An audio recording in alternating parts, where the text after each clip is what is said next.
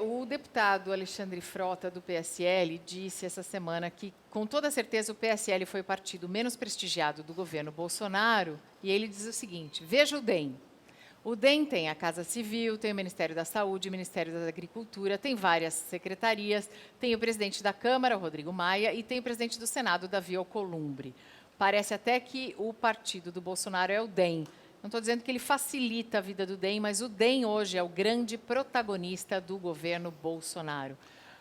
É mais responsabilidade para o seu partido? Eu acho que o DEM é o grande protagonista do Brasil hoje, Mariana, sem pretensão, pela figura do Rodrigo Maia, pela figura do Davi Alcolumbre.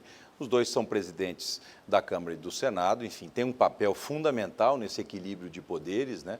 E acredito que os dois estão contribuindo muito para que, mesmo com eventuais desacertos do Poder Executivo, o Brasil caminhe, né? A agenda da Previdência é uma agenda do Brasil. E não tenho dúvida que com o Rodrigo na Câmara e com o Davi no Senado, essa agenda será aprovada, né?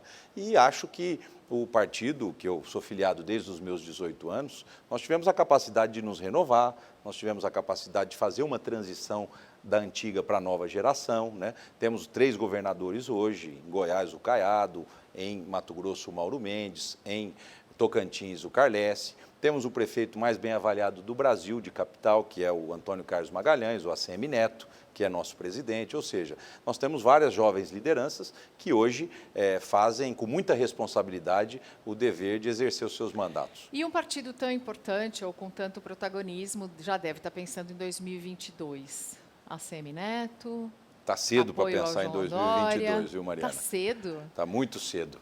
Nós estamos, enfim, iniciando um mandato praticamente aqui em São Paulo, né? E o nosso foco é fazer uma boa gestão, o nosso foco é fazer entregas, né? Temos ainda eleições municipais pela frente e 2022 é uma eternidade. Mas o Suas próximas candidaturas? O governador João Dória já vem sendo saudado pelo Brasil afora aí como futuro presidente do Brasil. O senhor também já está sendo saudado como futuro governador de São Paulo? Eu tenho juízo, viu? Eu sou saudado como vice-governador. Mas tem sido uma boa experiência para mim, ao lado do governador João Dória, o trabalho aqui em São Paulo, né? É um governo que busca resultados, um governo que em 6 meses conseguiu equilibrar as contas de São Paulo, recebemos um déficit grande de mais de 10 bilhões de reais, e um governo que tem foco e objetividade. Nós sabemos aonde a gente quer chegar, nós temos prioridades claras, Mariana, na área da segurança pública, da saúde e da educação. O resto que puder ser feito com a iniciativa privada, nós faremos, porque nós acreditamos nesse Estado mais enxuto. Nós extinguimos estatais em São Paulo, já aprovamos na Assembleia, já estamos fechando 3 empresas que, na nossa visão, não faziam mais sentido. É mais dinheiro que, então, sobra para investimentos importantes, né? Então, nós temos uma agenda muito clara, um programa de governo que a gente já começou com 6 meses a cumprir, né, nas mais variadas áreas, e pretendemos entregar até 2022 um Estado melhor do que nós recebemos. E em termos de educação, a educação piorou nos últimos anos em São Paulo, principalmente os índices da educação fundamental. Como fazer para São Paulo retomar? Inclusive, São Paulo era líder na educação fundamental, hoje está em 4º ou 5º lugar. Como retomar essa liderança e fazer com que a qualidade da educação melhore aqui? Olha, o desafio que o governador Dória colocou é retomar a liderança, né? Isso não é um trabalho fácil, né? Mas é um esforço que está sendo feito pelo nosso secretário Roscielli de Educação. Primeiro, tivemos a coragem já de fazer alteração no calendário escolar. Em 2020, nós já fizemos com que as férias de julho fossem fracionadas ao longo do ano. Isso já tem pesquisas que mostram que melhora o aprendizado, além de, como consequência lateral, melhorar inclusive o turismo em São Paulo, né? Fizemos a implantação do currículo novo do ensino médio e já também anunciamos o ensino médio ligado ao ensino técnico, né? Vamos, em 2020, abrir um número recorde de vagas, procurando, principalmente no ensino médio, fazer a educação para o trabalho.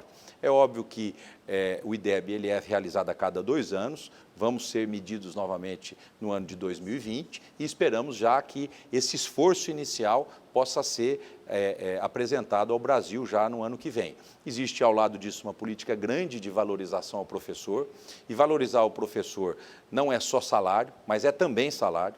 E o governador Dória tem clareza disso. Nós temos hoje em São Paulo um volume de, eu diria, conquistas, vamos dizer assim, da categoria dos professores, que obriga o Estado a contratar 3 professores para 2 darem aula. Então, enquanto você tiver que contratar mais gente para fazer a mesma coisa, todos vão ganhar menos. Então, nós estamos num trabalho muito claro de mostrar a eles que nós precisamos fazer com que o professor volte para a sala de aula, que a gente tenha uma rede menor do que a gente tenha hoje, para poder valorizar o professor. O São Paulo já teve 5 milhões de alunos, Mariana. Hoje tem 3 milhões e 800 mil, com uma estrutura de 5 milhões. Então, existe um desperdício de dinheiro aí.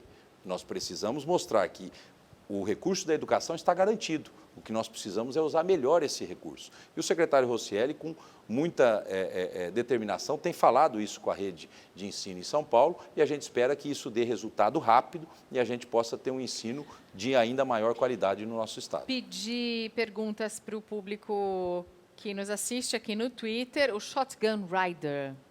A foto dele é do Donald Trump de chapéu de cowboy. Ele assina a coxinha de bacon. Então, não vamos saber quem é exatamente.